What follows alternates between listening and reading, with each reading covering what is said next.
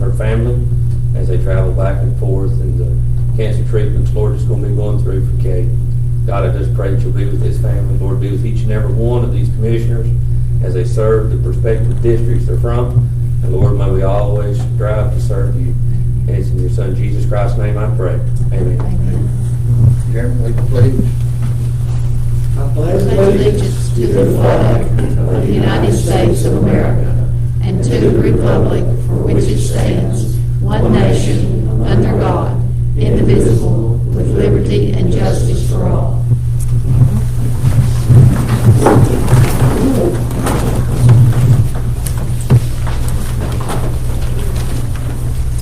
Roll call. Craig Brooks. Here.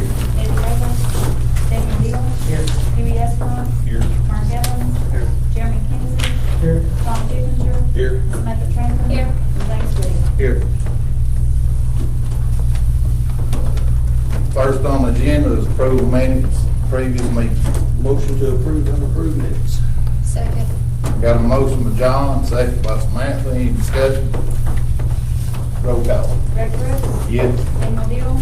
Yes. Huey Espinoff. Here. Yes. Mark Evans. Yes. Jeremy Kinsey. Yes. Tom Kipinger. Yes. Samantha Trantham. Yes. And James Woody. Yes. Next is approval of reports officer. Motion to approve. Got a motion by John, second by Daniel. Any discussion? Roll call. Craig Brooks. Yes. Daniel Deal. Yes. Huey Espinoff. Yes. Mark Evans. Yes. Jeremy Kinsey. Yes. Tom Kipinger. Yes. Samantha Trantham. Yes. And James Woody. Yes.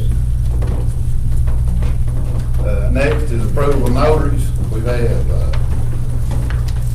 3, 4. We've got Danny Brown from Copper Hill, John Daly from Benton, Jordan Bartow from Benton. Is that Bartow, B-A-R-T-O? But it's supposed to have N on it. Bartow. Anyway, No, it's just and Lisa Standers from Copper Hill. I'd like to call your attention to the same thing that happened once before. It says there where he's got his name, Jordan Thomas Bartow. It's supposed to be signed just like it's written up there, you know, Jordan Thomas Bartow. Can you tell if he's got his full signature down there? Right here. Yeah, see, it tells you it's supposed to be the same as what you got up there.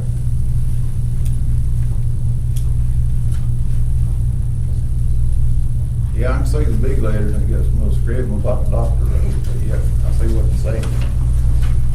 He's got some little letters after his signature. Did he sign that in your presence? No, I was not the notary on that one. Somebody from Carmen Stewart notarized it.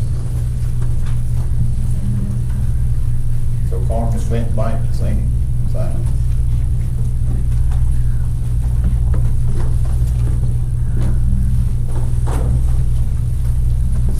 But somebody can verify that it's got a T in there, Thomas.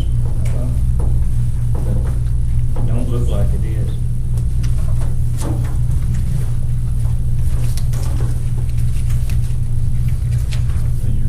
John Davis doesn't have his name in there. Who? John Horrible Daily. You No, know about it's not that? got his number in. You don't have his number in there, that's his middle. Right. Yeah, all it is this here's the one here, it's supposed to be signed like that right there. Must have a signature below. But he does there. That other one there, yeah, I can't tell. Somebody can tell better than I can. I make a motion to approve these 3 that we know for sure that they're signed like they're supposed to be. Danny Brown, John Daly, and Lisa Standridge.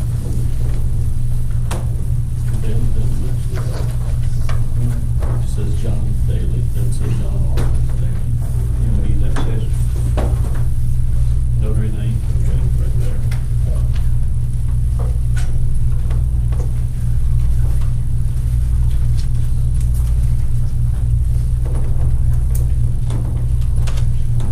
Anybody else think they can make that Bartow guy signature there at the bottom?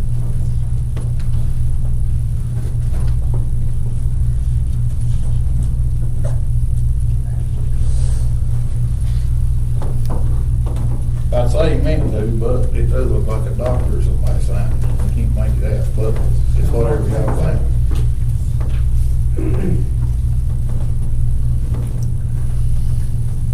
You got it there, Jerry.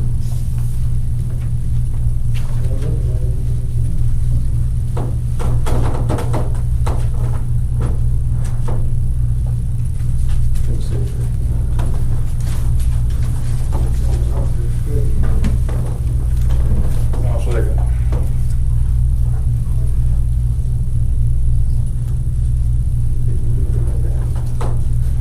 Got a second by Mark, motion by James. Any more discussion? Roll call. For approving three and denying. Yeah. Greg Brooks. Yes. Daniel Deal. Yes. Judy Estimate. Mark Evans. Jeremy Kinsey. Yes. John Kipinger. Yes. Samantha Franklin. Yes. James Wade. Yes. Thank you.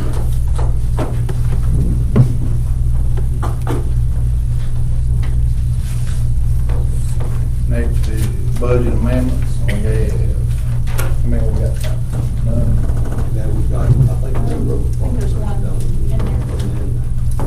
We're one pack. Yes.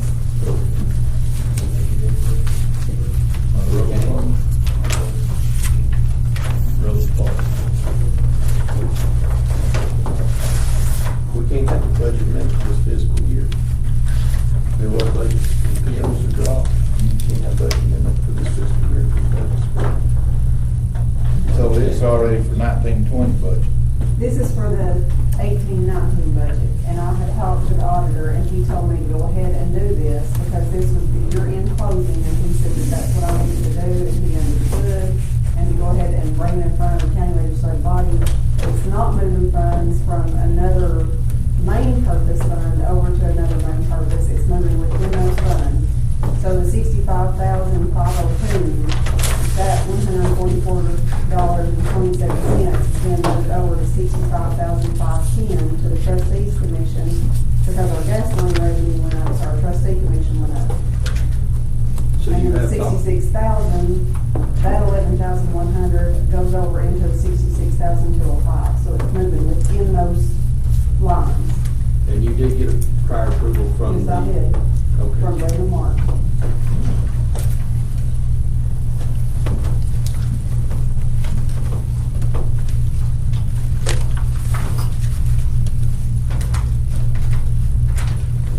He's been prior approval. He's one that's gonna write us up.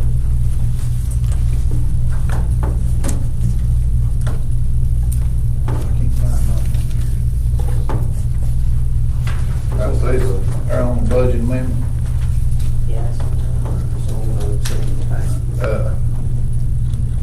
Budget amendments for the Polk County Road Department.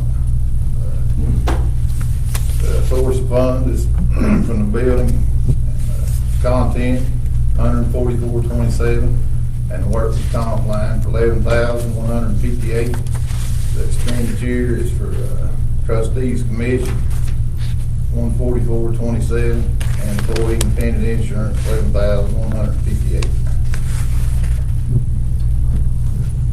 You got your totals, it's 11,244.85.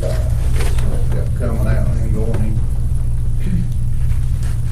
Make a motion to approve budget amendment. Got a motion by James, second by Daniel, you want to discuss it? That's 19-7 on the way they're doing it, right? Correct. Roll call. Greg Brooks. Yes. Daniel Deal. Yes. Judy Estimate. Yes. Mark Evans. Jeremy Kinsey. Yes. John Kipinger. Yes. Samantha Franklin. Yes. James Wade. Yes. 8 yes.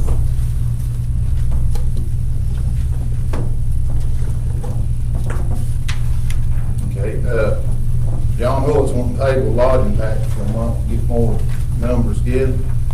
And, want to let, lady with Jeremy go ahead and speak, her husband needs her to get home. She was, we're gonna put her up at the top so she can get here and get out.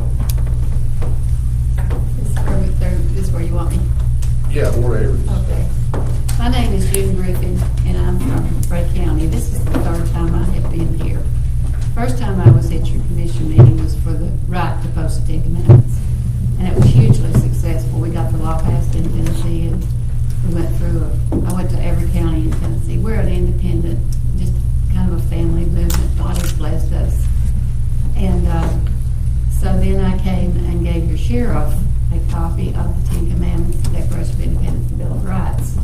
This was, you all were at another location, if I remember. It's been several years, but. I think that was over Copper Basin. Right, it was. And it's an honor to meet you all because we're taking our liberties back. The Ten Commandments, the Declaration of Independence, the Bill of Rights, particularly the Bill of Rights, has been so ignored by the courts. It has been more or less subdued, but it's still there. And I gave you all a copy of our latest, we're not a big fancy organization, but God has called us to do this work and it's hugely successful. We hold our 18th banquet this year to reintroduce the Bill of Rights to the American people. And we've had senators and sheriffs come and be with us in December the 15th. And we're making a national move to reinstate the Bill of Rights December the 15th as a national holiday. And when I read about what you all did, I can't tell you, I just about cried.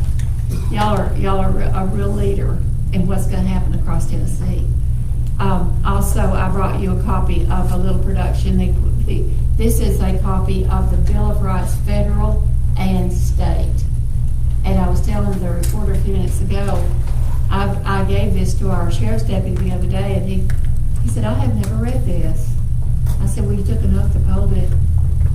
But it can never be abrogated. If you'll find in this little booklet, it's forever. And it can never be, it always remain inviolate. There's nothing that any government can do to go against your Tennessee Declaration of Rights. And then it also says that if you don't resist arbitrary power, it's abusive, enslaved, and absurd. I hope you'll really digest this little Declaration of Rights. And when I heard that, of course, we know that the number one attack on our Bill of Rights is the Second Amendment, because that sets us apart from all the other countries. I will tell you that I have spent a lot of years studying these rights.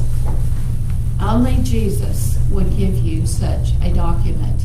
Harry Truman said we get our Bill of Rights from the Bible, from Isaiah and St. Paul. I don't think we emphasize that enough these days. If we don't have the necessary Bible foundation, there will soon be no more rights except for anybody except the state. And so we are the only country that has such a privilege because Jesus is our high priest. So I just wanted to come all and congratulate you all for leading this move. I'm praying that it'll catch on all across the state. But you are the leader in this. And this is our recognition from the Tennessee Committee for the Bill of Rights. We hereby award Polk County, Tennessee, the certificate for a gun sanctuary policy. It's too bad we're having to do these things that are so basic, isn't it? I mean, when I went across the state for the Ten Commandments, I went to every county, and there's people like you all over our state. It took 6 years for me to go from one commission to another. And they would say, we'll be praying for you as you go across the state. We appreciate what you're doing. And to raise up these foundations again is just magnificent. So I congratulate you all. I appreciate you. I've been putting on Facebook. Look at Polk County what they did. And I know Black County came in behind you. And I think Jenny Miles, I'm trying to think of the county, maybe Loudon is coming on. So you all encourage other people. Brag on yourselves. Tell everybody what you've done and let the world know that you all are the leader in this. And I appreciate you very much. I'll take you through the initiative of your Go ahead and accept that or you get a picture. That's it. Hey, Greg, get everybody. Yeah, Everybody want to get a picture? Get everybody here. Jeremy's too ugly to stand there. Yeah, come on. At least somebody kind of blend in. Everybody want to get in? Great. Y'all have a great commission. You really need to brag on them. We do.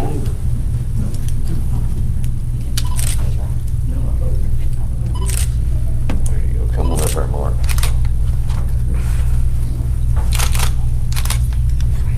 All right, everybody smile bigger than that one. Save money at work.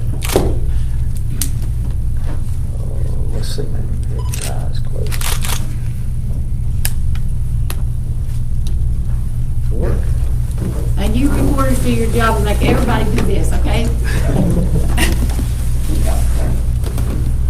And I appreciate y'all letting me, my husband is bedfast, so that's why I had to kind of hurry up, but God bless you all. God bless you.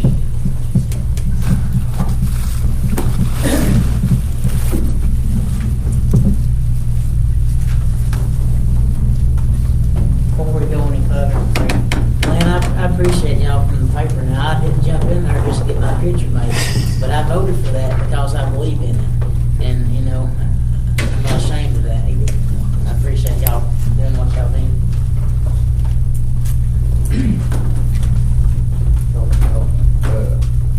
See, next is, local option sales tax, Commissioner Pitt.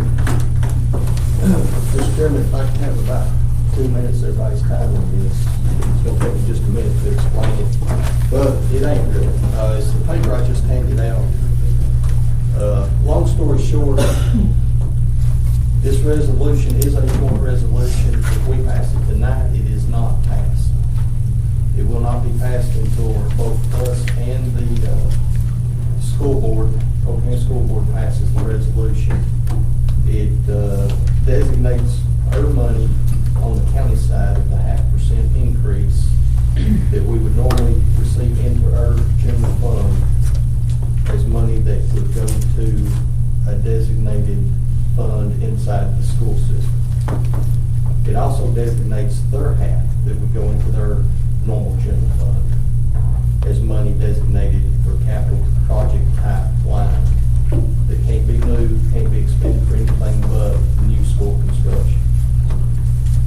The estimate from CTAS on this, the 0.5% outside the cities, which is the county and school board portion, should equal about $320,000 a year. That was by a estimate done by Gary Hayes a few years ago. He run the same estimate as somewhere around $312,000. So that seems to track. It does not capture and designate the city's portion. That's left to state law. We have no power to do that. So whatever portion the city would bring in from their sales tax in the city would go half of that to the school systems, my understanding, and half stay in the city coffers. We cannot designate that revenue. But this will designate revenue outside the incorporated city limits. If it passes tonight, it will be forwarded to the school system. They will vote on it. If they pass it, become sent to the Department of Revenue, which I'm pretty sure will go through without you. Their legal department has looked at this resolution already. And we'll go to the ballot. I believe it's August 20th of 2020. August 6th of 2020. With revenue starting approximately 30 days after the canvass of that election, if it passes. So if somebody would be kind enough to read that resolution, that's all I have in there. If there's any questions, I should be able to answer. This is resolution 7-1-19. Joint resolution by the legislative body of Polk County, the Polk County Board of Education for designation of such funds. Be it resolved by the county legislative body of Polk County, Tennessee, and Polk County Board of Education.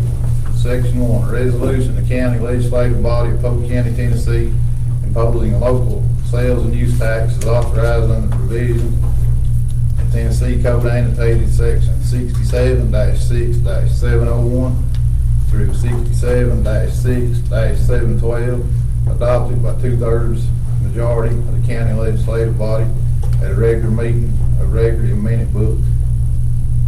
What is that, John? That will be filled in if we pass it. Okay. It goes in the record. That page will be amended, levy a sales tax and use tax at a rate of 2.75%, not to exceed the maximum percentage as stated in the Retailer's Tax Act.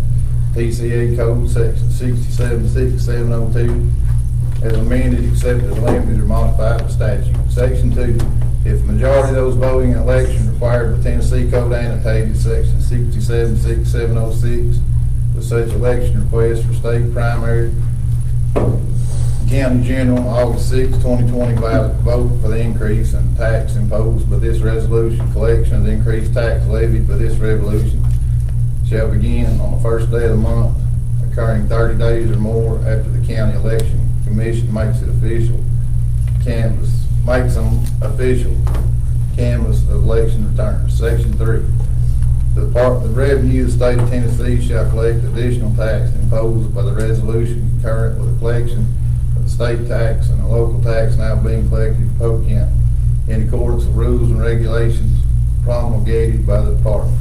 Section 4, the trustee of Polk County, Tennessee is hereby authorized to contract with the Department of Revenue for the collection of additional tax imposed with this resolution and provide in the contract that the department may deduct from the tax collected a reasonable amount or percentage to cover the expense of administration and collection of the tax.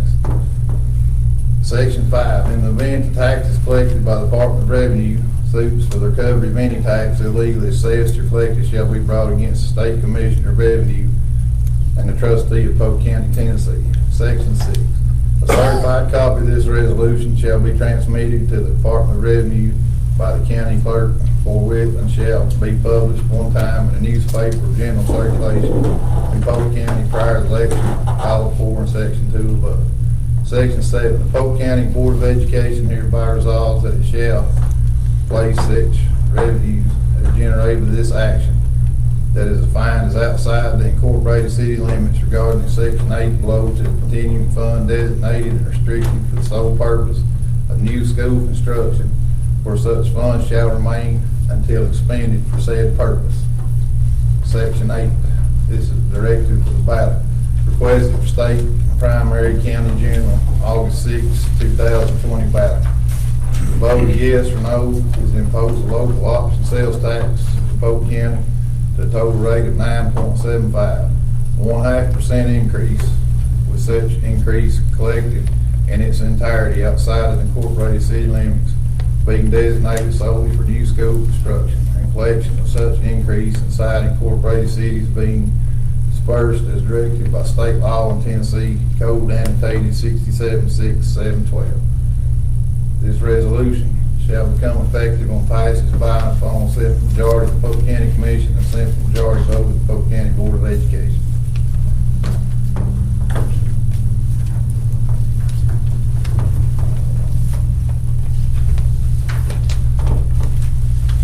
Mr. Chairman, I make a motion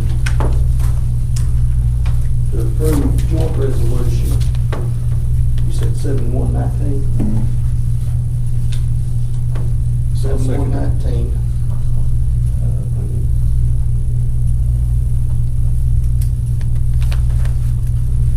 Motion's been seconded by Dewey. Got a motion by John, a second by Dewey. Is there any discussion? This half a penny increase on the sales tax, it's gonna go for schools on both sides of the county, is that correct? It goes into a General fund? a capital projects type line designated restricted For new school construction, period. Now, that can be down here, it can be above, it can be partial down here if they got the school partially paid, if they refinance or whatever, and the money can be used, yes, for both ends, absolutely.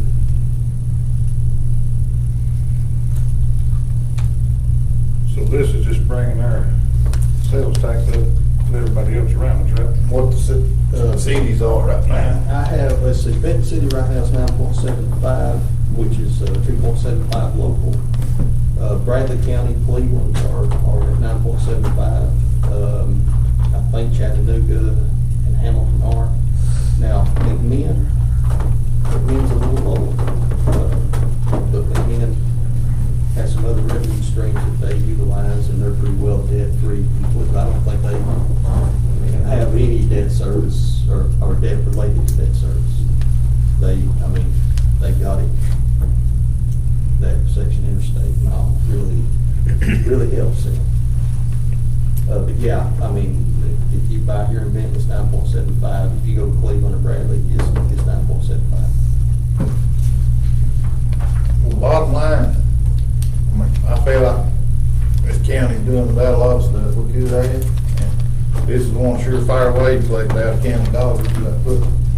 I mean, yeah, the local people be paying it too, but we pay it everywhere else. And this is the way to maximize what we get out of county residents. Spend money here.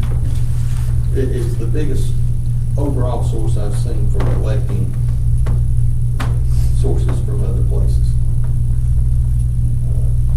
It keeps us from hitting the taxpayer or the property tax or considering other taxes that just hit us here at home. And like I said, I believe we will not have a problem getting it past the directive for the ballot by the Department of Revenue. If we do, I'll be greatly surprised. It is unusual. It's not like a lot of other resolutions that's been passed by counties in this regard, because it does bind the money. But I can't think of a better purpose to put the money toward. The schools are gonna eventually have to be replaced, one down here and Copper Basin Elementary too. And if we don't do something like this, then it's gonna be on the backs of the homeowners. Yeah.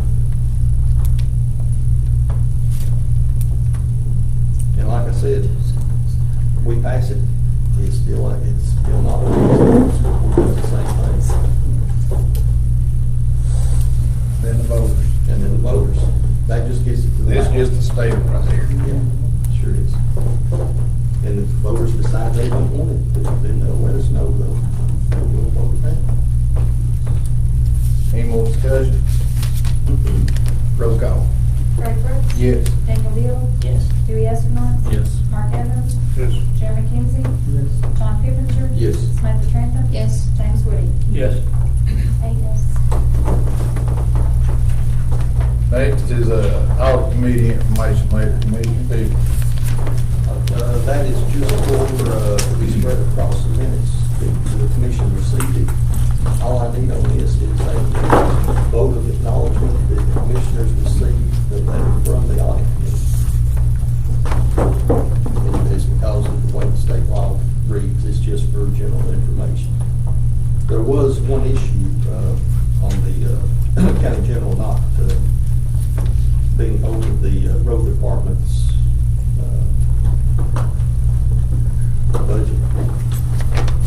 157 now, this area in the I make a motion, we approve the audit committee findings. That we acknowledge.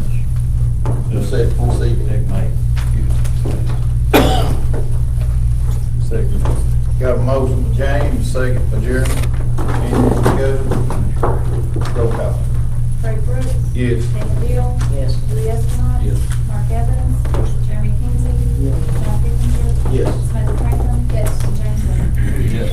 8 yes. Next is hospital expenditures, Commissioner Peters. I need to,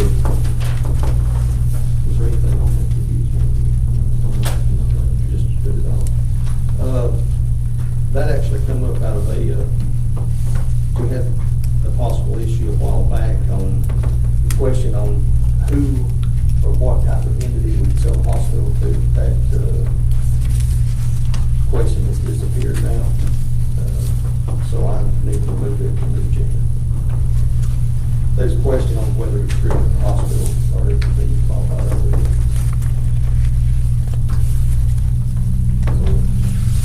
Pursue that one forward. No, not at this time. Next on the agenda is a lawnmower for the road crew. I've got that on there. And I think I might have jumped the gun here. We got a price in the packet, but we don't need that price in the packet. What we gotta do is, they use their own money, but still has to run through us, and I think Gina's office, the donation. But we just need to, approve for, Mr. Hatcher to do RFP, Already done. and, do That's what we, because they were running out of time, so that was how come we put that in the packet. The sheriff's department can send us the information for the RFP, and we went ahead and run that, so that way, that was taken care of as soon as we could. That's how come you got that information. Don't we have to approve the RFP though? No. Not really, since they have it, it was just a way to make sure. Well, that's fine, I thought we just had one bid on it, well, that's, Correct. I got you, that's Their mower, fine. with their mower being down, it was one of those, and they do a whole lot, and so they'd asked if we could get it expedited as quickly as possible. Oh, that's fine, and then, well, I guess this one they wanted right here. Correct. The one they was wanting is a Skag 61 inch with 31 horsepower Kawasaki, and that is cheap for it. They retail for $12,417, and quote we got from Ag Central Co-op, I guess it's an ad, is for $8,770. That's cheap. It is dirt cheap. And well, I'd like to thank Walter for hurrying and helping us to get that in, so that way we could get that took care of. It was one of those things where one of the mowers are down, and we kind of borrowed the other one from the hospital, but it's nowhere near big enough to take care of everything that the road crews take care of.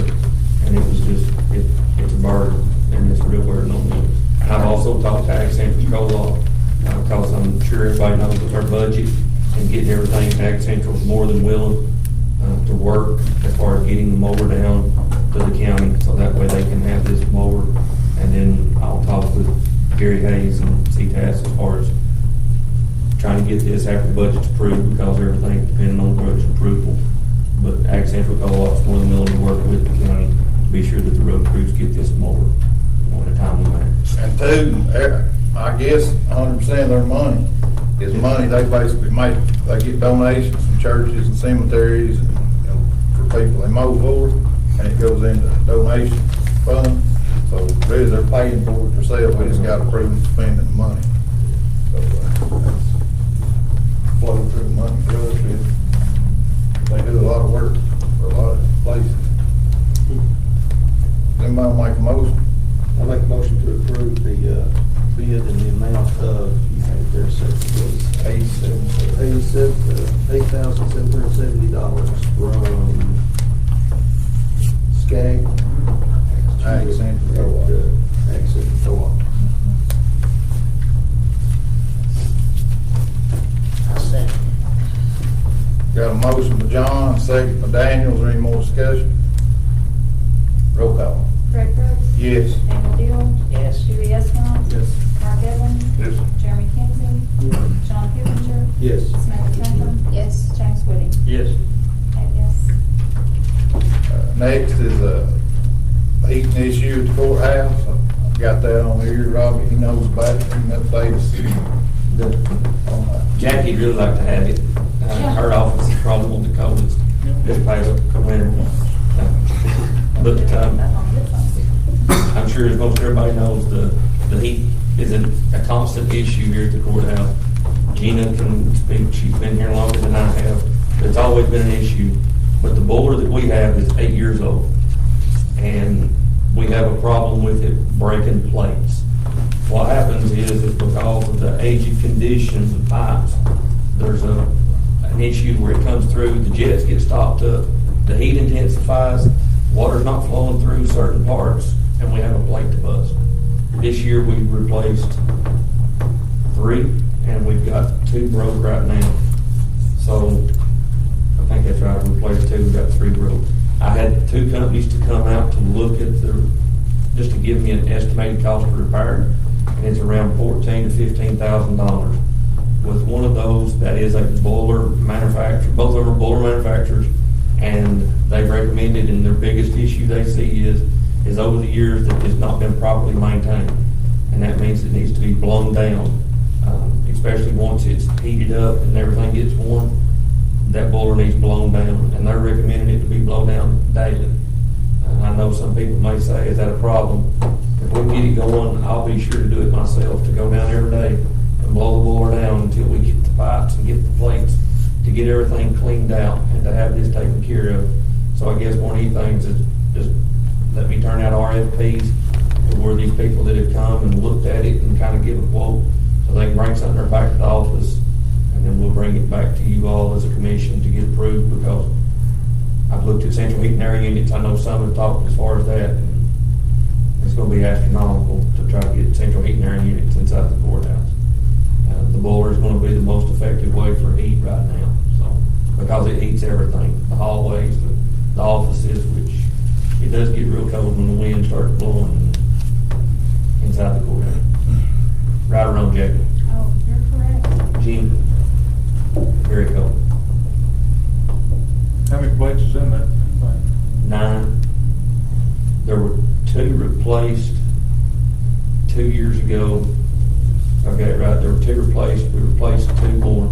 That's what it was. There was 2 replaced. We replaced 2 more, and there's 3 broke right now. That'd be 7 over the last 2 years. But like I said, it goes back to the lack of being maintained.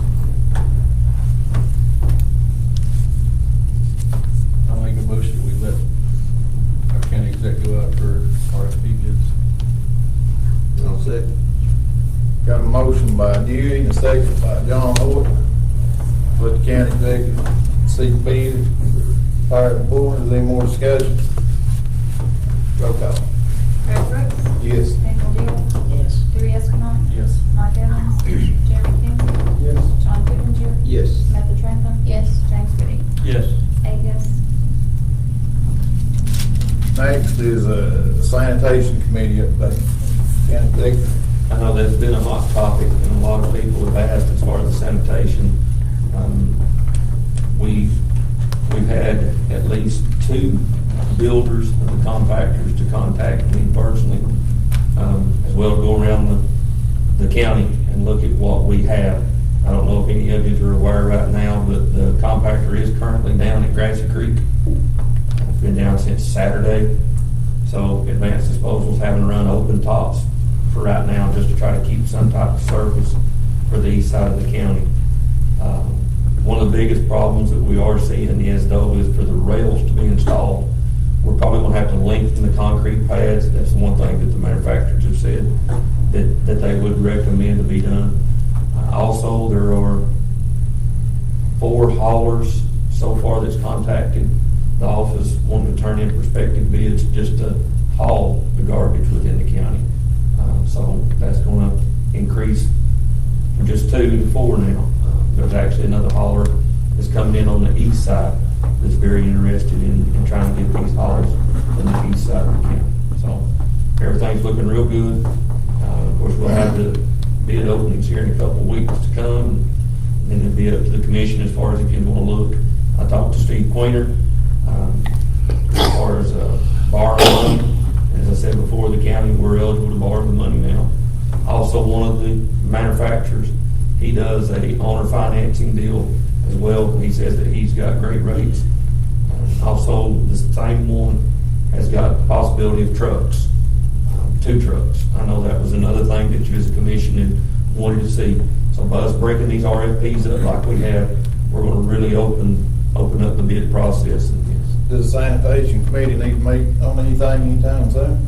Not unless there's something that, that you really want to, but we'll probably need to meet just not long after those RFPs do come out. I believe it's That gonna way work. everybody can see. Like we said, the 2 companies got down, they gotta make a profit. All we gotta do is break even, and I think we can break even. And it'll be a big savings for the county.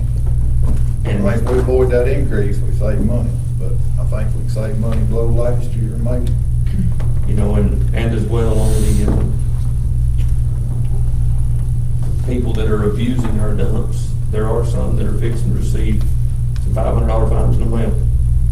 One in particular was the other day when I was out at Benton, and I watched somebody blatantly, and I stood there for a second and thought, well, I'll give them a chance. No, so. But, get ready, if your phone starts ringing, they wanna know why they received a $500 fine in the mail. I've got the pictures and I can prove what some of them has done. And two, Abusing our county. let's be clear about this. It says for attempting to dump. That means if they pull in there and reach in the back of their truck or pop their trunk, that's $500 fine when they throw it in there or not. Our law says for attempting to dump garbage. So, I think 4 or 5 of them were to get out the problem, fix, start taking care of themselves. And as I understand, if it's just like a speeding ticket, you got the option of paying or going to court, and if not, I guess you get charged with failure to appear. I mean, it ain't something you just throw away. You But know, yeah, and what happens is that's the owner of that tag that gets that. So, if somebody's gonna stand liable for that, I mean, if they loan their car out or, whatever, but, as the law says, they're innocent until proven guilty in court of law, so they'll have to prove that they're not. and what's our repercussion if they don't show up to court or pay the fine? It'll be a bench warrant issue for them. Sound good? That's the most progress we made in 16 years I've been on the commission, as far as putting any teeth in something. And, it's been a long time coming. And it's gonna mean more than anything if we're going business for ourselves, because we really are responsible for every pound of garbage in. So, And we also, one other thing on sanitation update, we did change some of the criteria on the paper, because whenever, it was very vague when people would come in for it. So now we're asking for the make, the model, the tag number. That wasn't on the prior paperwork to come in. And also, they have to have the paperwork receives a raised seal from my desk. Now, some people, it does not like that, because if I'm out of the office, or, they don't get that immediately, but what we do is they, on their application, they're stamped for 10 days. And then we mail them their application or their official letter back with that raised seal. So that way, nobody can photocopy these all. And then that way, if somebody has a question as far as somebody receiving a permit, we're always able to go back to the computer, we can pull it up, and we can justify what the grounds were that they asked for that permit.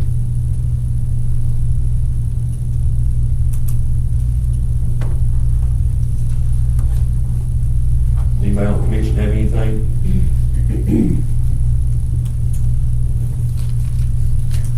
That's pretty well got it covered. Working it. appreciate the work you're doing on it. So, anything else? Anybody wants to talk about the same thing? Next is Building Grounds Committee. It's also candidate. We didn't have anything this past week, so. I didn't want to throw something in on that since Building Grounds on here. Real quick, and executive is working on this, apologies. We do have an elevator down here in the courthouse. And you said it has, the problem's been identified, it's just now got to get taken care of, Yes. pretty much. What had happened was, and those of us that are in the courthouse, it happened a couple days ago, evidently the oil level's low on the elevator. And with the oil level being low on the elevator, it sends the alarms, the fire alarms off, and it is extremely loud. And it shocks you tremendously when you're just sitting, working in your office, but that's how come we had to shut the elevator down. If the elevator's not shut down, the fire alarms will go off. That's part of the safety call on it. I've talked to the people with the elevator, one of them in particular, and they said that they thought that Polk County had an agreement where people would come out and work on it. I've not been able to find such an agreement. So if that's not there, I'm going to enter into an agreement where servicing's done on the elevator, at least at a yearly There basis. should be a tag on it, shouldn't there? The state of Tennessee comes once a year and inspects it. But as far as routine service, There's not a tag, who put it in, but well, there was a card in the office, that's who we contacted. But he said that he hadn't been to this elevator in years. And he thought that maybe there was another service provider, but we've not found evidence of that.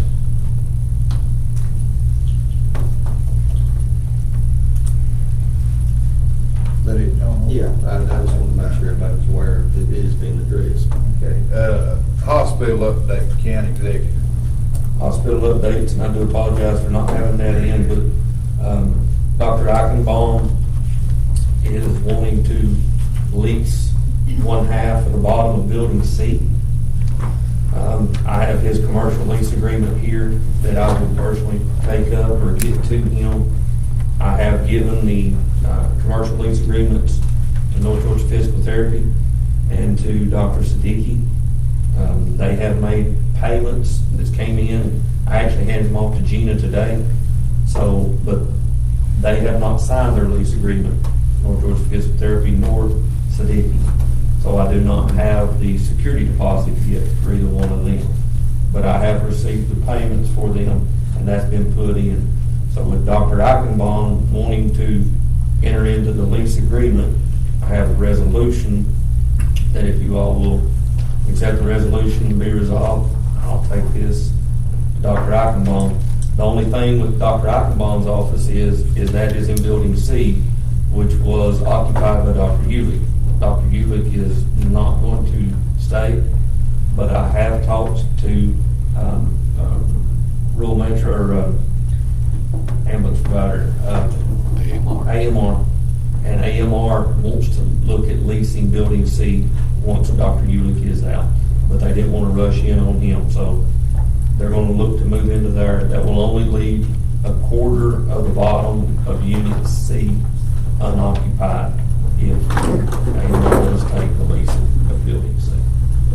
But what happens is Building C is tied in electrical top and bottom, as well as the sewer pump, as well as the east wing of the hospital.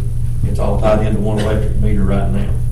So what I would ask is that y'all understand that I think $100 on top of the $700 lease, $100 to go set aside for the electricity of that. He is only going to be there twice a month. But if he sets his thermostat to 75 degrees or 70 degrees, that unit's going to run for the entirety of that time. So we've got to look that part of the hospital will be on that and the sewer pump until we can get this all broken down and taken away. But if you want to have a resolution or vote on and then have a resolution for Dr. Eichenbaum lease of $700 a month. The resolution spells it out. Yes.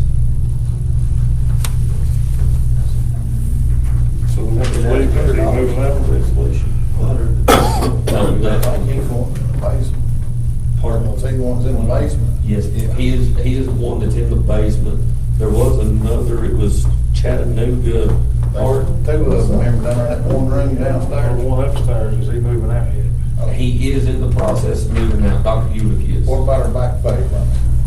Can't you get it? He did not, there's no, I mean, that would be up to you as a commission if you wanted to do something as far as some type of back pay.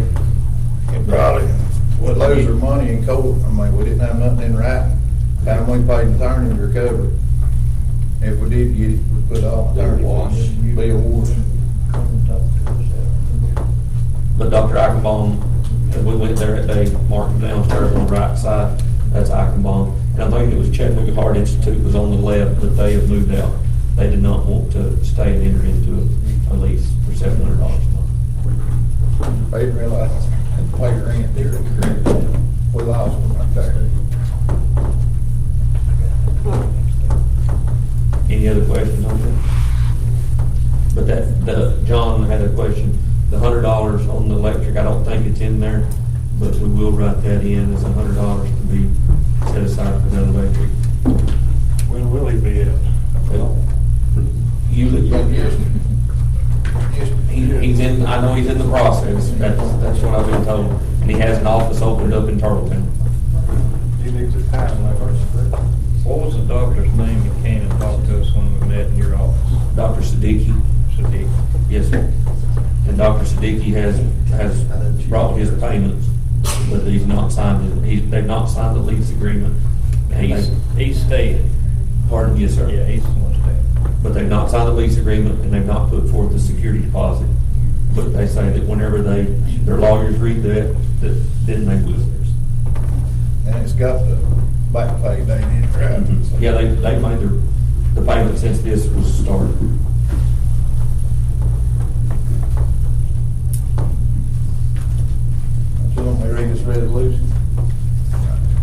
be resolution 7219.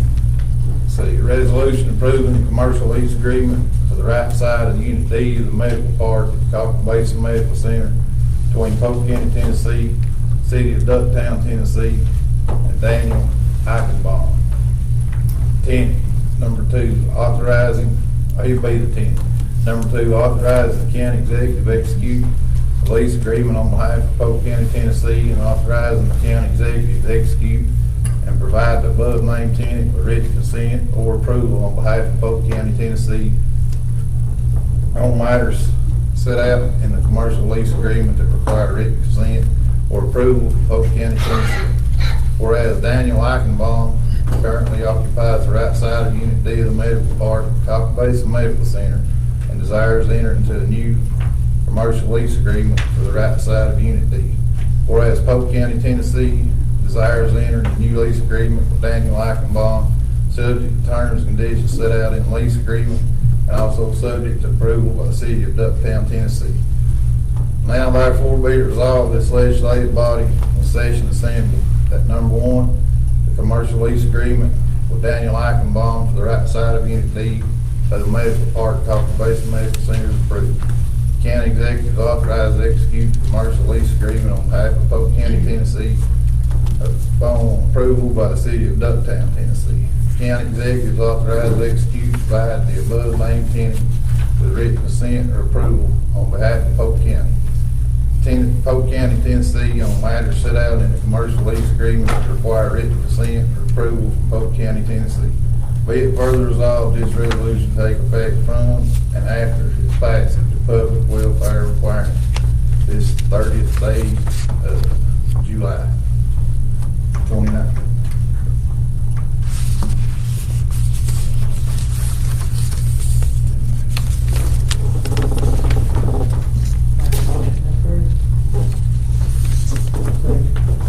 Got a motion by Daniel and a second by Jeremy, and as far as discussion, I know as we sit here right now, there's nothing we can do about it, but could we look into anything about Ducktown having so much say so in what we do? I mean, there's 9 of us and 3 of them, and we own 75% of the debt, and they're always threatening to hang us up or saying we may not agree to that. And, you know, my idea would be, let's take our 9 votes and combine it with our 3 votes and have a 12-member vote on all hospital issues, or let each one of our votes count 3 times and theirs count once. But this is crazy, them 3, you know, being able to hold this whole thing. But we represent the whole county in 3/4 of the debt. They represent Ducktown and 1/3 of the debt, or a quarter of the debt. So, it ain't fair. I'd say if both boards, us and them, approve that, it would probably do it. Well, I'm just saying, is there anything we can do, look at, ask Comco or something? I mean, Yeah, we're about, won't authorize them to offer them 30,000 on their debt, to get them off of it. Because there's gonna come a time and place, they're gonna hold up the whole thing, you mark my word. And every taxpayer in this county is on the hook, not just Ducktown. And, I don't know if there's somebody we can ask, check into or something. I'll check with the comptroller. Cause that's just too much teeth to me, I'll to just be that way. 9 of us, 3 of them, we got most of the debt. Brooks, yeah, I was gonna go buy mine on the agenda, but since you dropped that on there, after, there was a discussion on what the hospital to be sold for here a while back. Your announcement states think about this, we need to discuss what the hospital, what we're looking at selling the hospital, to what kind of entities, a hospital only, to be combined, or we're opening the parameter up on the sale. Well, we'll talk about that next week. My point is, we could have a Erlanger, for example, I mean, not that thing, just any hospital, come going to open that back up and offers $3 million profit for it. And if all 9 of us said yeah, and 2 of them said no, deal's off, it's over. And I don't, the numbers just don't add up. I don't think they should have that much teeth in this deal. I said, so if you can see anything we can do. I'll check with Tom. Or to make it odd number, we do 9 commissioners and Robbie, and then 3 be 13, because our mayor gets to vote out of their 3. So 9 of us and our county executive got to vote, that'd be 13 votes. But some, just what is worth checking into anyway. Any more discussion? Roll call. Greg Proops. Yes. Daniel Deal. Yes. Terry Eskimont. Yes. Mark Evans. Yes. Jeremy Kinsey. Yes. Tom Kipinger. Yes. Samantha Trentham. Yes. James Woody. Yes. 8 yes. And one other thing on that hospital update, if anybody has a direct contact with Chuck Fleischman's office, his office has contacted me this past week, we've talked, pull his ear and get him to see they've opened up as far as something for maybe the veterans, a VA, you know, get to some of these other higher ups to see. I mean, if any and all of us could reach out, I think it would make a difference to try to get them to come into our county and to see this.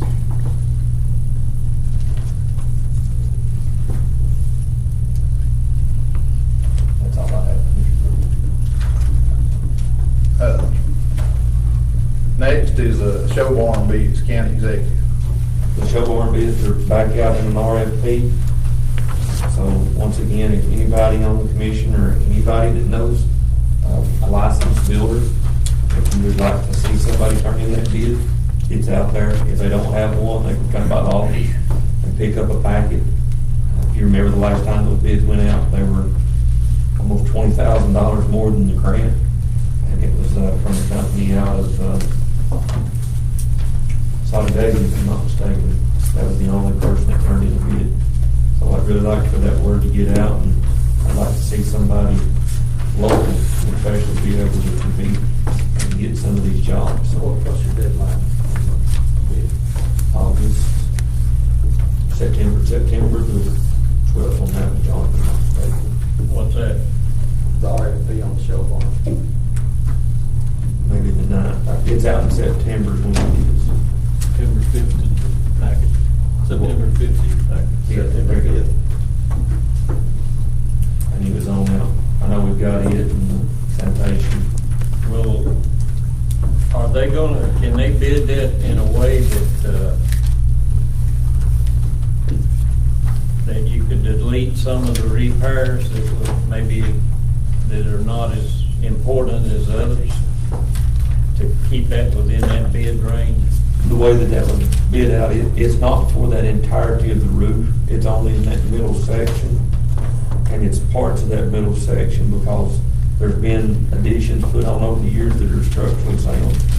So it's not the entire roof of the show barn. It's a lot of that center support that's into it.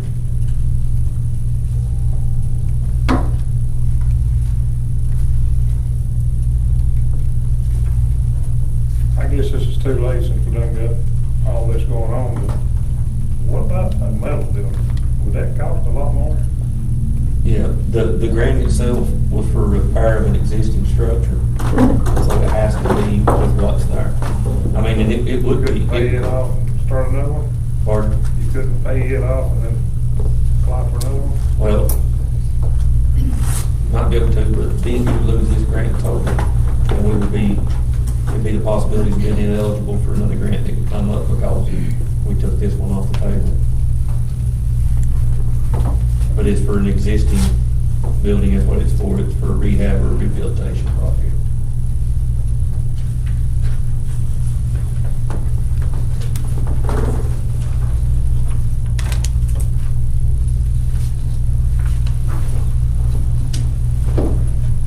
Have these already been sent out, or we need to make a motion to? They're out. They're out currently. So it'll be in the newspapers next week. No, they've already been out in the paper. Whenever you all rejected that last one, you know, we turned it out. We started them again.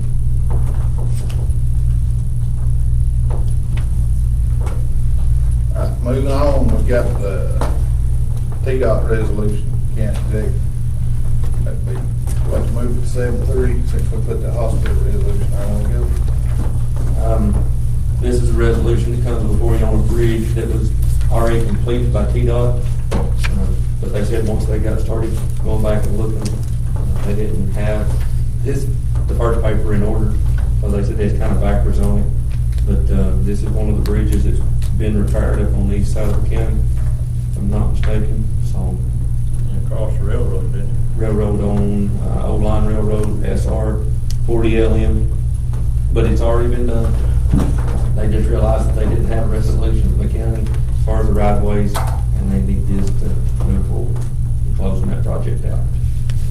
Resolution 7-3-19, it's authorization for county executive, Polk County, Tennessee, to sign a proposal with Tennessee Department of Transportation for project number STP 70004-2299-94 FPNBR-NHE-40, Everybody get that? Yeah. Now, therefore be it resolved, the legislative body of Polk County, Tennessee, meeting in regular session this 30th day of July 2019, that the county executive be authorized to sign a proposal with Tennessee Department of Transportation for the road improvement project. We, the undersigned county commission members, move the adoption of the above resolution.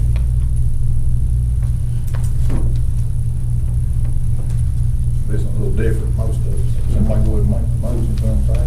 I made a motion, for this resolution was T-Dot. Second. Got a motion by James, second by Dewey, to approve the resolution. Any more discussion? Roll call. Greg. Yes. Daniel Deal. Yes. Dewey Estimov. Yes. Mark Evans. Jeremy Kinsey. John Pippinger. Yes. Samantha Franklin. Yes. James Woody. Yeah, excuse me, yes. Eight yes. Okay, next is our budget and contributions. Budget director's out. She handed it off to the chairman of the budget committee. I think that's you, what it was. No, last I checked, that was I'm probably gonna stumble through this, bear with me if I can't read it quick enough, steady enough, and somebody else can finish it off. That works. This will be resolution, this is the resolution, there's three different resolutions, all three require a roll call vote independently. This is a resolution making appropriations for the various funds, departments, institutions, offices, and agencies of Polk County, Tennessee for the year beginning July 1st, 2019 and ending June 30th, 2020. What would this resolution number be? 7419.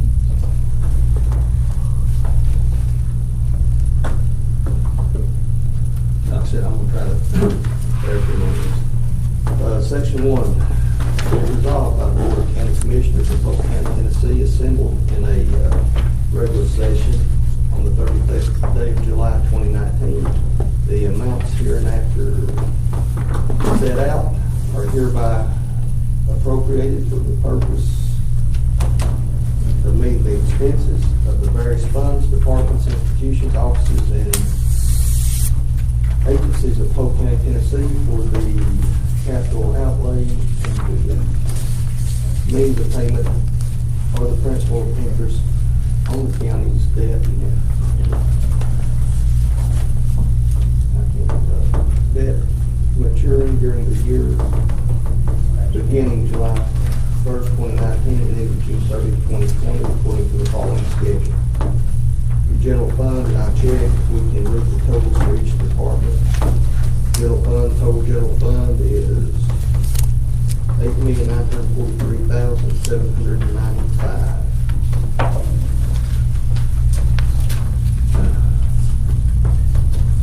Sanitation fund, total sanitation fund in the amount of $582,636.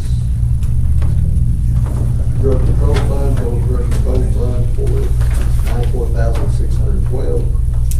Highway public works fund, total highway public works fund is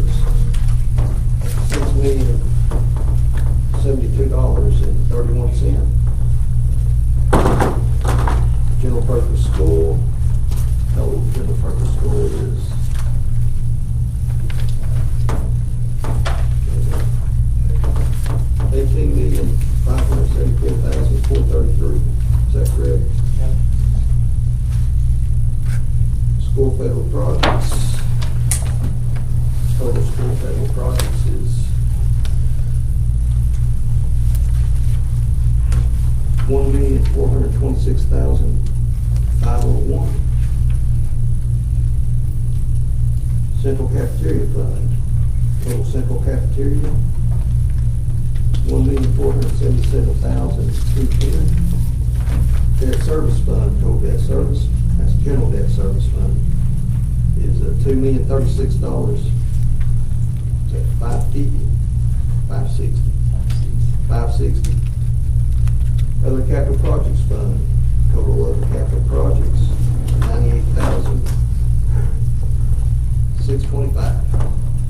Somebody wanted to finish this on section 2. Close up here, finish this stuff. Do it. Sit up here, finish this stuff. What section? Start with section 2, I'll read your notes.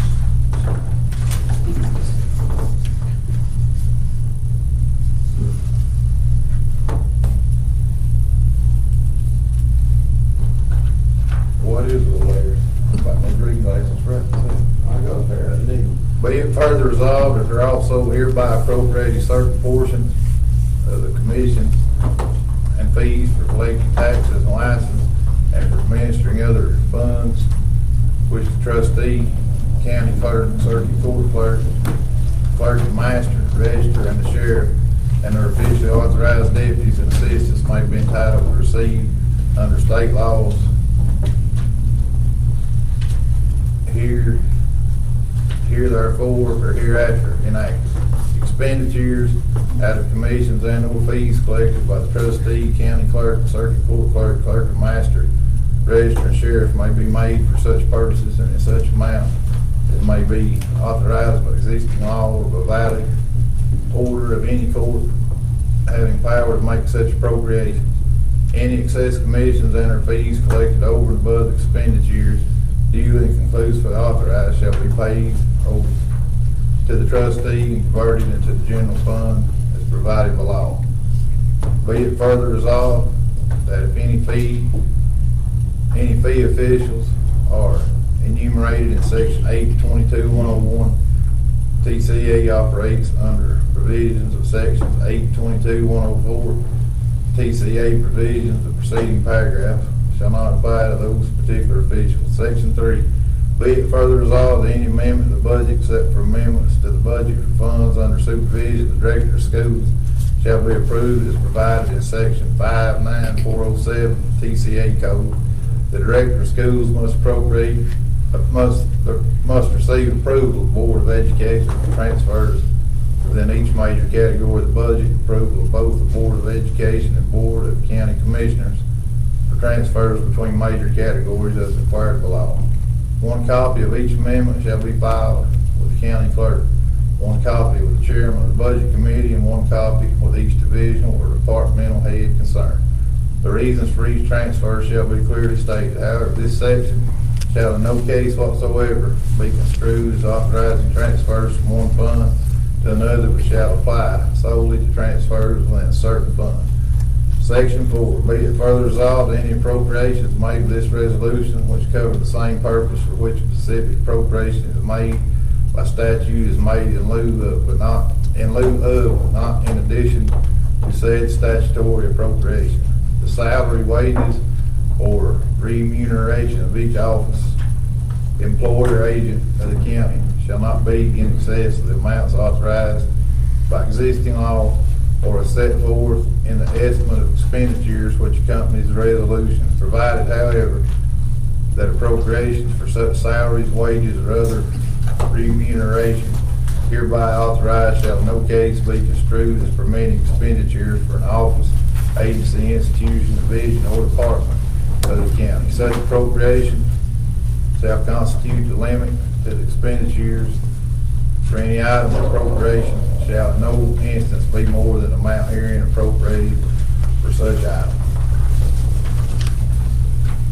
Section 5, be it further resolved that any resolutions which may hereafter be presented to the Board of County Commissioners providing for appropriations in addition to those made with this budget appropriation resolution shall specifically provide sufficient revenue or other funds actually to be provided during the year in which the expenditure is to be made to meet such additional appropriation.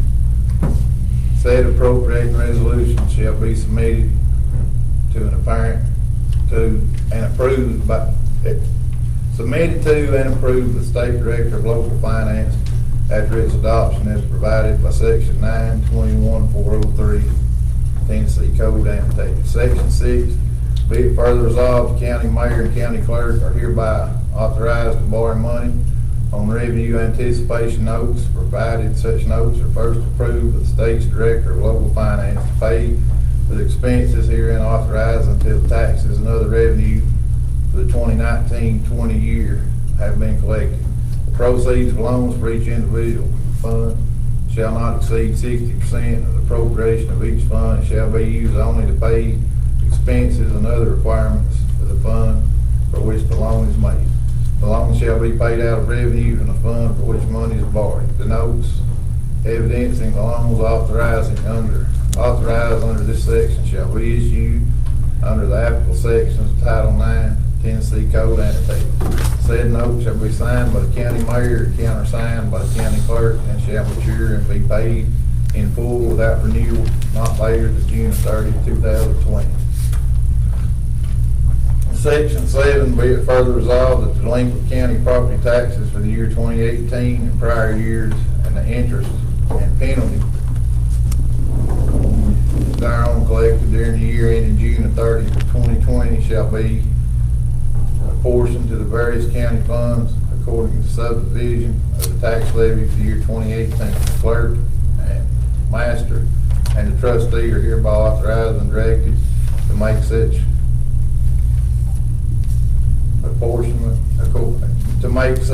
apportionment according. Section 8, be it further resolved that all unencumbered balances of appropriations remaining at the end of the year shall lapse and be no further effective at the end of the year, June 30, 2020.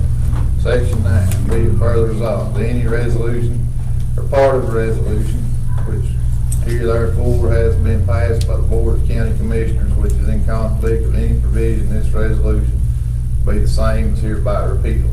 Section 10, be it further resolved that this resolution shall take effect from and after its passage and its provisions shall be enforced from and after July 1st, 2019. This resolution shall be spread upon the minutes of the Board of County Commissioners. Anybody want me to repeat that? Yeah. Mercy. I'm going to cut down. Yeah, it's pretty good. I've seen it a lot worse over the years.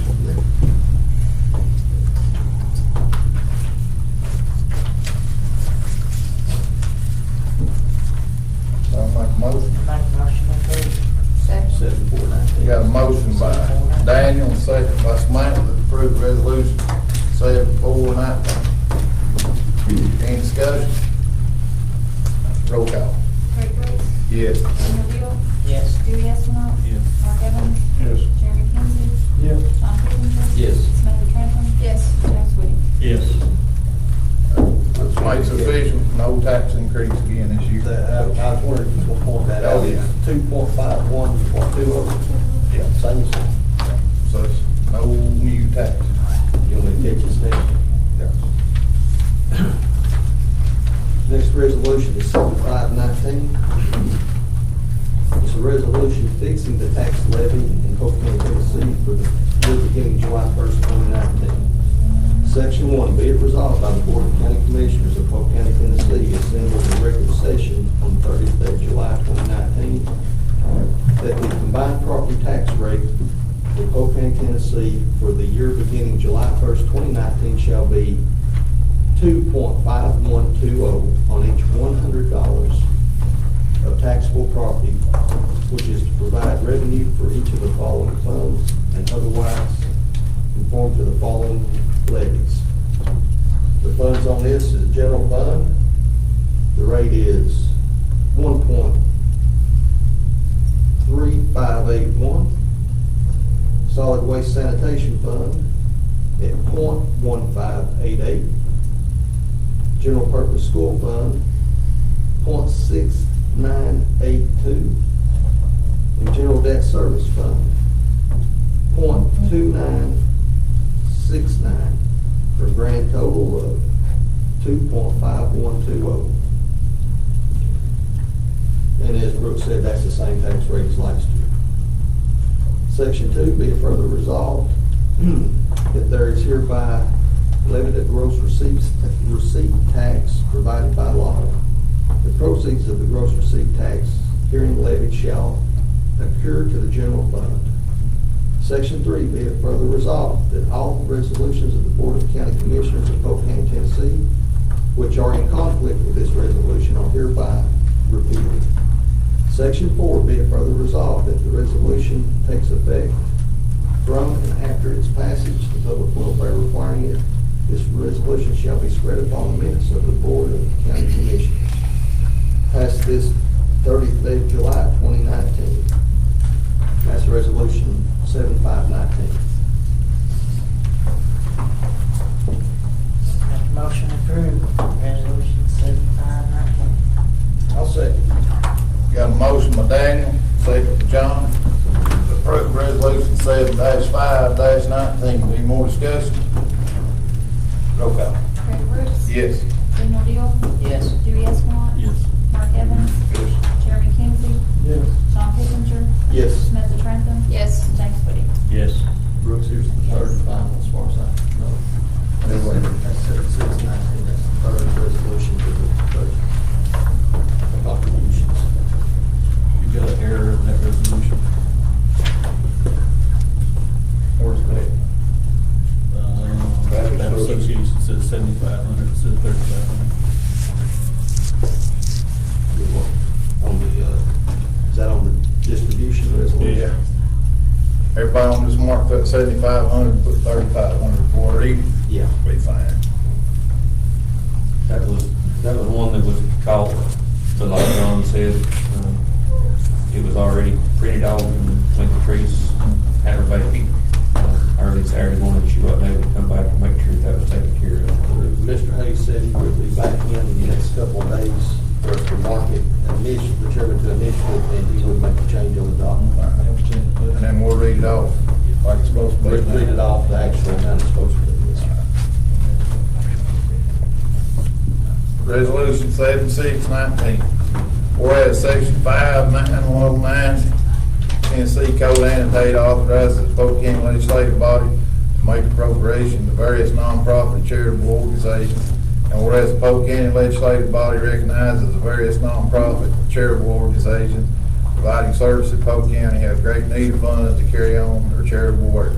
Now therefore be it resolved by the Board of County Commissioners, Polk County, meeting in regular session the 30th day of July 2019.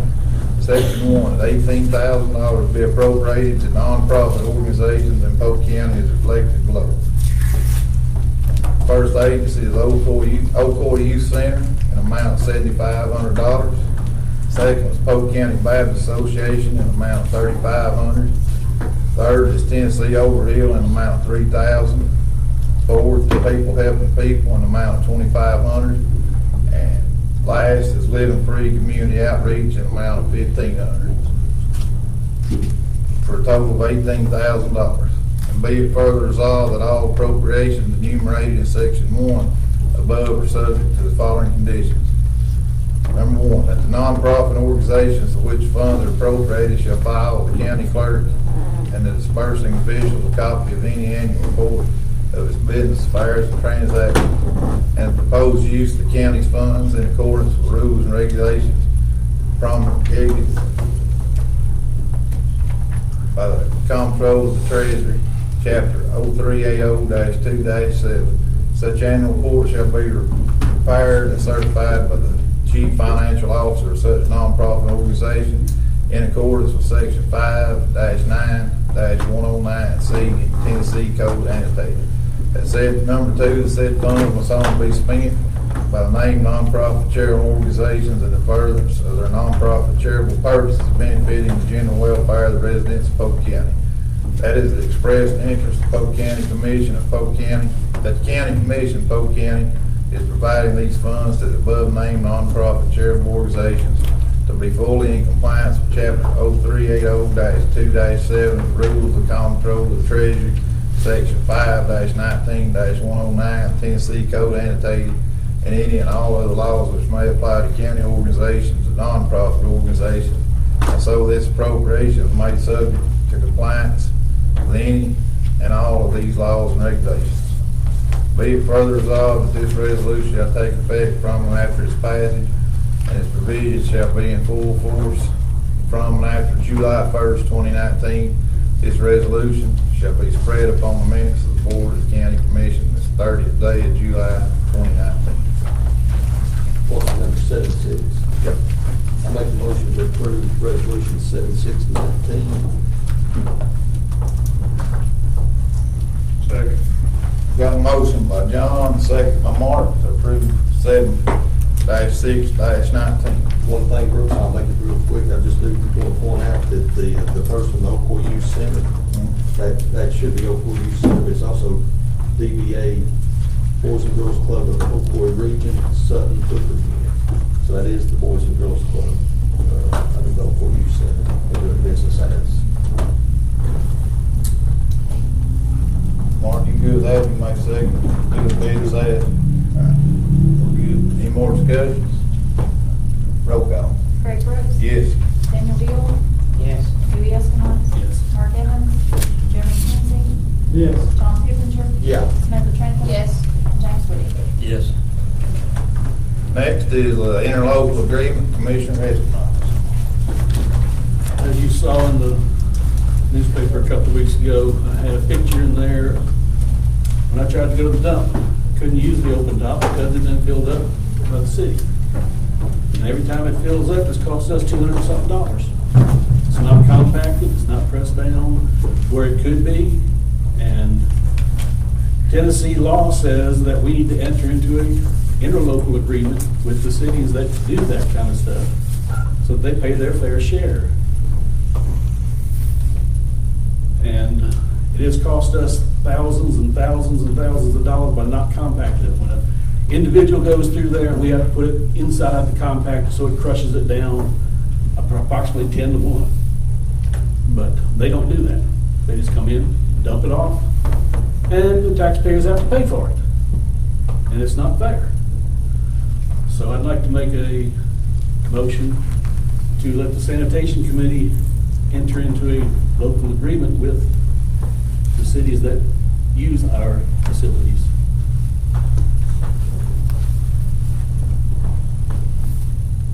You're making a request for the sanitation committee to do the agreement, bring it back to the Board. commission. Correct. So we need to have a meeting and agree on the amount. We need to have a meeting with the cities.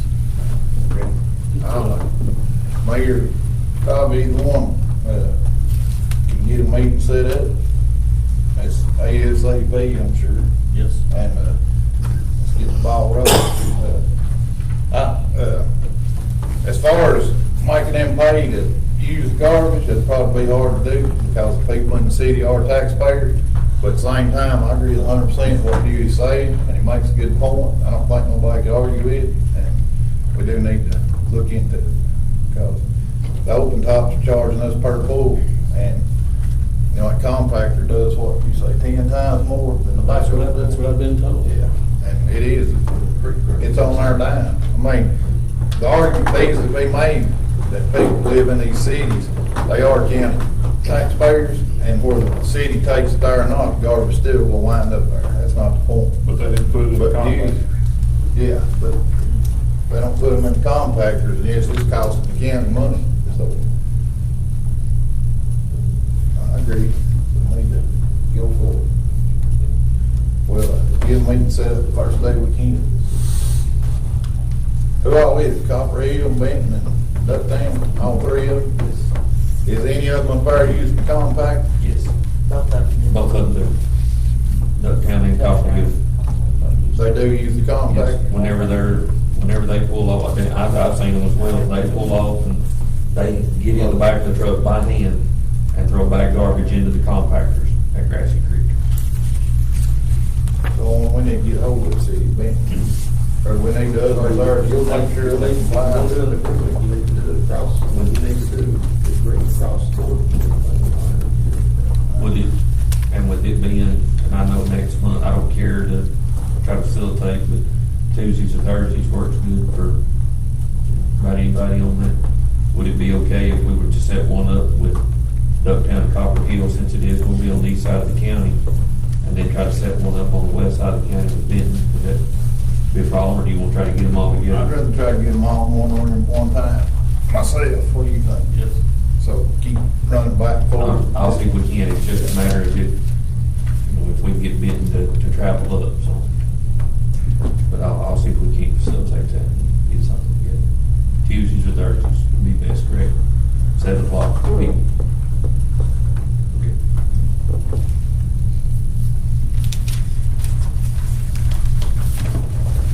Good, good.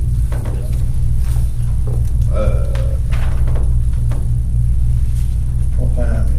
What time we got there? 8:30. See, next we got the health department, county executive. Kenny Bentley is here with the health department to kind of bring to light some of the issues that the health department's been facing over the years. I know whenever I first went to work with the city of Benton that they had a sewer problem, and I'll let Ms. Bentley kind of tell you what how they were told to correct that problem. I know this has been an ongoing issue. The sewer line within the building itself is flat. Therefore, about every 6 weeks, we have to have somebody come and unstop it. We've had clean outs installed. We've had TV now. So it's going to be a little more strenuous process to try to get the concrete and everything busted up from inside the building to get the plumbing turned the right way. And then also to go outside of the building down towards the main where the tap is to lower that. But I think Ms. Bentley is here. If you don't care, she can shed a little more light on everything. Well, basically, I think the mayor covered it pretty good, but in the previous administration, they basically told us how to correct the problem was just to not put toilet paper in the commodes, without being too graphic, but really, we can't do that anymore. That's, that's just not sanitary. And so what I'm asking for is permission tonight to get an RFP done so that we can bid it out. The mayor's been very supportive of us and has helped us actually watch the tape that the company did to figure out what the problem is. But basically, there's just no fall in the lines, and so it just can't push the toilet paper and the waste out, and it backs up. And we've already spent a couple of $1,000s in the past quarter trying to just, get it unstopped and everything. So we're at a point that we've got to do something now, and we just need to get a bid out and see what it comes back as.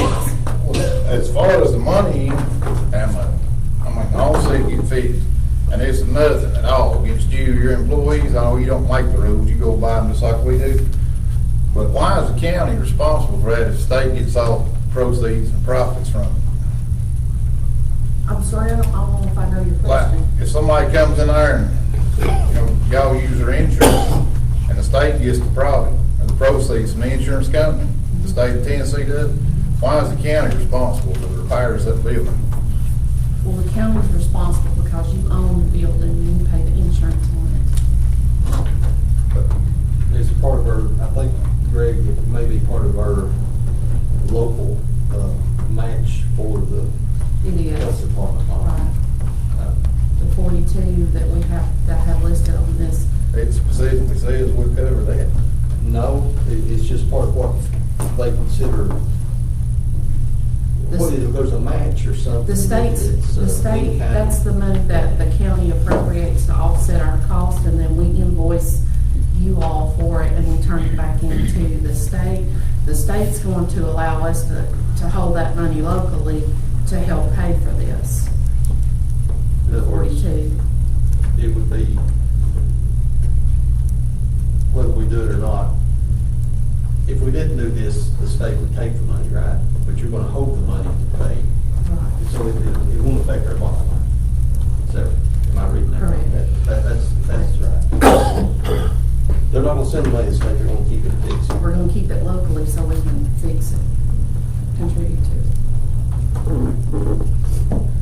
not they send to the state, we say bye-bye to it. Say about what? The money. If they're gonna keep it locally, or they're gonna send it to the state, right? It's an agreement that the state and local government has had for years, that county appropriation. So at the end of the day, the bottom line, is this coming out of our money or not? Yeah. Kind of be like flow through money. We're gonna pay $1,000 whether it goes to the state or stays here local. Money ain't gonna, we're still gonna pay the same amount. That's part of our agreement. Yeah, that's weird enough, you. You know, as well, you all are fixing to do a renovation on the. We've received a grant from the state for $125,000 to renovate the health department, but the way these pipes and everything are in the floor, we can't really start that until we get this taken care of. So that money would be coming to Polk County to improve that building, so. I know Robbie mentioned getting inmates to do some of it. You looked into any more of that? No, I have not. Can it be done, you think? If we could get something worked out with the sheriff's department as far as some of the manual labor, because what happens at the health department, imagine on one side of the building that's towards 314, that line goes from east to west and then travels across the front going south, then exits out the building, then it grabs another line on the right side closer to the Boys and Girls Club as it comes down. It don't go out the back of the building and then go around. It comes down both sides and then runs all the way across the front before it exits out the building. So all that concrete, from what we've had TV, it's gonna have to come from over the side of 314, if you would, all the way down, then all the way across the front to the health department, and then dropping that line as it continues outside of the building. There's one short section of like 3 foot or 4 foot that we don't think that we would have to get into, but all the rest of it, because it is just flat. The city sewer don't run out there? Yes, it run on city sewer. The city sewer runs all the way down to Campbell. That's down at the far end, and so the tap for it runs all the way down to the corner of Carl Kincaid's, if you would. That's where the tap's at down there in the road, and the city maintains the tap, but it's up to the property owner to take care of to get there. And how far down we're gonna have to go, I don't know, but we're gonna have to go down so far till we catch it where it drops a little more. If not, I mean, if we just fix it at the building, we're not gonna fix it where it falls, and we can't just catch it outside the building, because inside the building is where it's giving us our problem. It's backing up into. I mean, and we had a problem with the flush system in the toilets there, and so we put new toilets in, thinking that would help to, and it's still not enough to get it outside the building. It says here the state will allow us to withhold $42,250 for this project. Is that all that they're gonna hold for the Well, redoing the that's kind of lines? the appropriation that Polk County sets aside to send into the state. If it's over that, I'll go back to the state and ask for more money. I mean, that's all I need. And I know Mayor Hatcher's contacted some other folks too and requested money. I can't imagine it being over that, would it? Well, Roto-Rooter, the last time they came out, whenever they TV'd it, and they came out to show me where that they had entered into and kind of went down, and Jeannie and I were sitting there, and we just kind of asked him a ballpark. And, you know, because of the amount of demolition that's got to occur and then be put back in, he put it between 40 and 60 just off the cuff. Yeah. And I thought, man, pipe, there's no way. I mean, I'm like you, I'm just thinking we could go buy a real nice pipe saw and, you know, use some of our trustees and hopefully be able to do that, the maintenance or the maintaining, getting all that concrete out for it. And then have it ready for a licensed contractor to come in and install it, to put it back in and then to smooth it out. And that might help to cut some of that cost, because that's one thing that they're saying as well. You gotta keep the dust down, you've gotta work to do that, which a wet saw will do all that. guess it wouldn't hurt to get all his fees tonight and just see where it goes. So, if it ain't over 42,000, it's not gonna cost the county any money, correct? Correct. I make a motion that we go ahead and allow the health department to go ahead and put out the RFPs for the bid on this work that needs to be done at the health department. Got a motion by James, second by Mark. Any more discussion? Roll call. Craig Brooks, Yes. Daniel Dillon, Yes. Dewey Estimov, Yes. Mark Evans. Yes. Darren McKenzie, Yes. Tom Kitchen, Yes. Michael Franklin. Yes. James Wood. Yes. 8 yes. Finally, last on the agenda is a flat grant resolution. That'd be 7719, that's for the road department.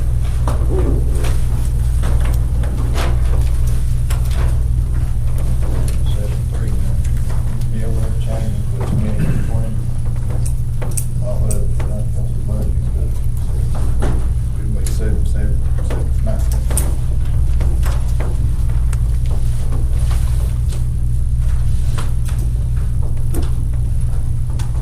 Mr. Chairman, this is a resolution to sort of, not sure. This is to designate where funds are going and give authorization to the county executive to sign time-sensitive documents for this grant. And I'm going to have Ms. Hannah read this for me. Resolution number 7-7-19, Federal Lands Access Program, Black Grant Matching Funds clarification between the county legislative body and Polk County Road Department. Whereas the Polk County Road Department has written, applied for, and been awarded a Federal Lands Access Program grant for the widening and resurfacing of Ladd Springs and Sugarloaf Roads in the amount of $1,813,204. And whereas said flat grant is one package encompassing two projects with a requirement of 20% matching funds in the amount of $290,577. And whereas the county legislative body voted on March 21st, 2019 to fund the 20% matching fund for the widening and resurfacing of Ladd Springs Road at a cost of $225,629 with a vote of 7-1. And funds from the county legislative body budget known as 101 having been transferred to the Polk County Road Department Fund 131 on May 28, 2019. Whereas the county legislative body took no action with regard to providing the 20% matching funds for the widening and resurfacing of Sugarloaf Road project at a cost of $64,948. Whereas Polk County Road Department shall be responsible for the remaining 20% matching funds for the Sugarloaf Road project at a cost of $64,948 from their budget known as 131. Now therefore, be it resolved, the Polk County Commission meeting in regular session on the 30th day of July 2019 at the courthouse in Benton, Tennessee, authorizing County Executive Robert M. Hatcher and Road Superintendent Roy G. Thomason Jr. to sign their official capacities so as to faithfully execute contractual documents accordingly to expedite the Federal Lands Access Program flat grant with the above mentioned financial responsibility of the Polk County capped at $225,629 and having already been transferred from budget known as 101 to PCRD on May 28, 2019. Time-sensitive documents requiring signatures currently known. Method, the first one is method of construction letter on the county executive's letterhead. One purpose and needs statement also in the county executive's letterhead, along with one certification of compliance regarding third-party contracts, as well as any other documents necessary to facilitate this grant as needed. This resolution shall become effective on the passage the public welfare requiring it, adopted this day, 30th day of July 2019. So that basically what we've already voted on. It's just us agreeing to fund last spring truck. And it's saying Same. that the county road department will take up the $64,948 for the sugar loaf. The documents is what's important here. That at this time, y'all have already approved everything, but the documents is what is required, and this is what was specified by Attorney Brooks for this resolution. I make a motion to approve resolution 7/7/19. Second motion. So, motion by Dewey, second by James, any more discussion? Roll call. Gary Brooks? Yes. Andrew Deal? Yes. Dewey Estimov? Mark Evans? Evan Kinsley? John Kipinger? Yes. Samantha Franklin? Yes. James Wade? Yes. Eight yes. Announcement statement. Got any announcements? Anybody want to state? The resolution on the state project, I know that up there at that new bridge, it's at the same one. Tenacity was also, it was closed, and part of Pine Ridge, the section goes to the bridge, and it was repaid by the state. And I was just curious and wanted to have a copy of that resolution, if that's what the agreement is about, the resolution concerning the right of way.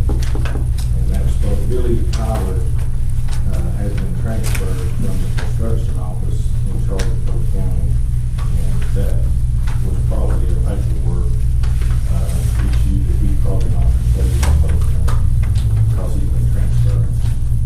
And I just requested a copy of that. Commissioner Burns, I'll have permission to speak. Okay. For those that don't know me, my name is Angie Munoz, and I proudly taught in Polk County, Tennessee for 13 years, and it was an honor to serve your community. I'm speaking tonight because I want to make you aware of something that is going on that you may not be aware of. Edmund Burke once said, the only thing necessary for triumph of evil is for good men to do nothing. If you have children in the Polk County school system, or you have families that have children, grandchildren, sometime in the next few days they will be meeting their teacher for the new year. And besides all the things like the 3 R's that they will be taught things like honesty and integrity, things which you have began to teach them at home, which should be carried on by their teacher, but should begin also at the director of schools and the school board level. Over the past several years, there has been a trend by Polk County schools to get rid of teachers, supposedly because of budget cuts, even though new teachers were immediately hired, usually teachers that can be paid less and or that had that were family members of administration or others in the system.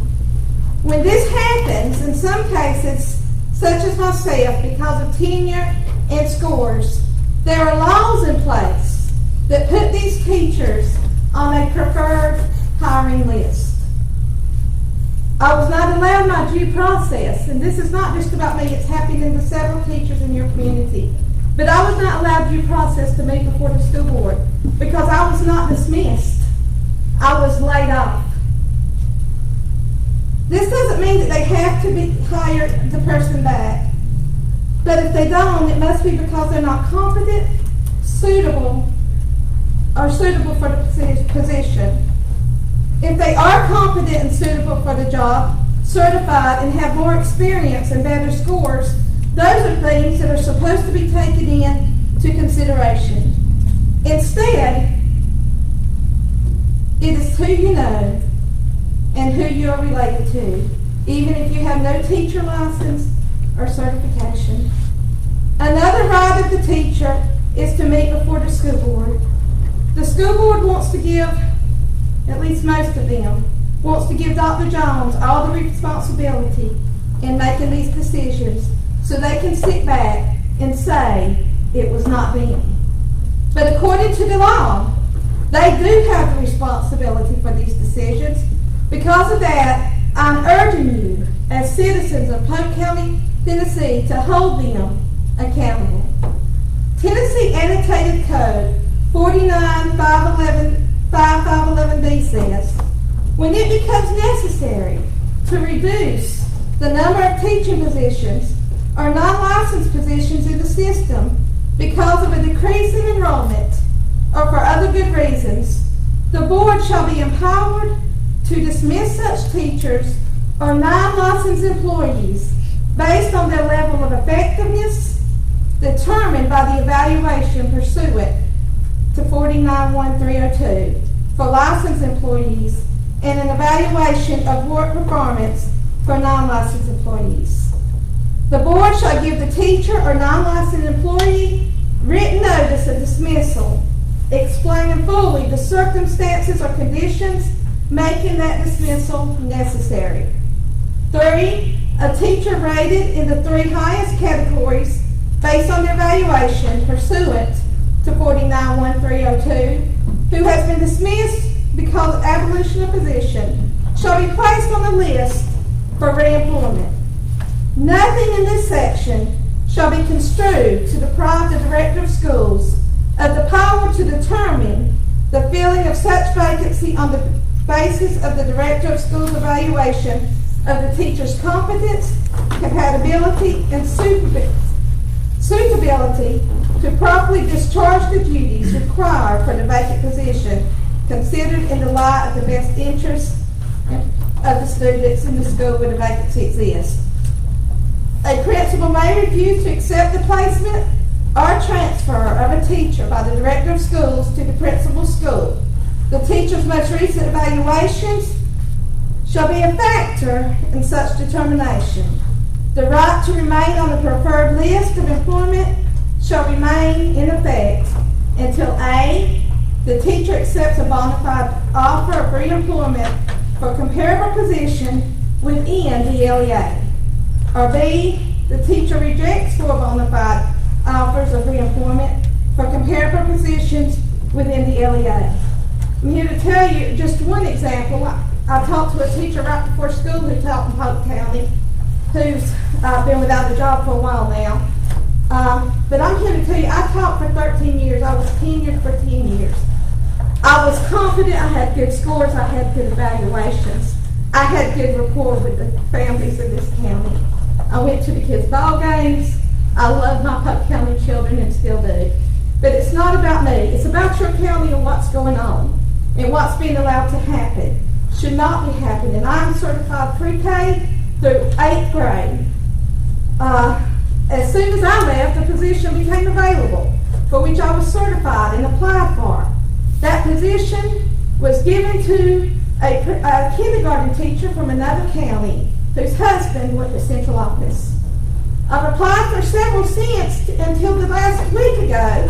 I applied for a position up at Copper Basin for pre-K, which I had taught for 11 years. And it was given to someone who was a family member of someone in the system who was not yet certified. And I'm not saying these are not good teachers, but I'm asking, what would you do if it was your career, your job? I was told I was let go because of my scores, because of my evaluations. And that's how the state says to do it. So when I've been and I've put in over 300 applications in other surrounding counties, it has hurt my reputation. To the point my family is fixing to be without insurance, without income. And somebody needs to take a stand for these teachers.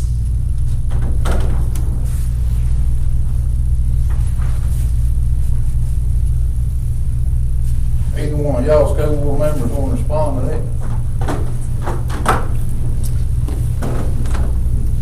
You know, the hiring and firing is done by Mr. Jones. You know, I know I've sat in on one where they rebutted against it, and we had a hearing. That's the only one that I've sat in on. I'll have to talk to Mr. Jones more about this personal situation. Can I respond to that? You may not be aware of this, and it's important to me that you know, that you're right.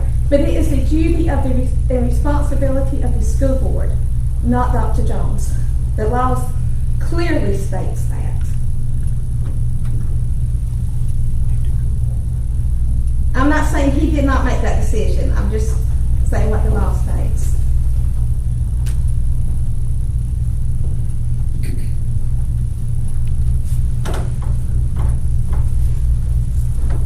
Thank you, Ms. Munoz. Thank you for your 13 years of service to Polk County Schools. Thank you So far. for the opportunity to speak. Anybody else from the commissioner in the audience?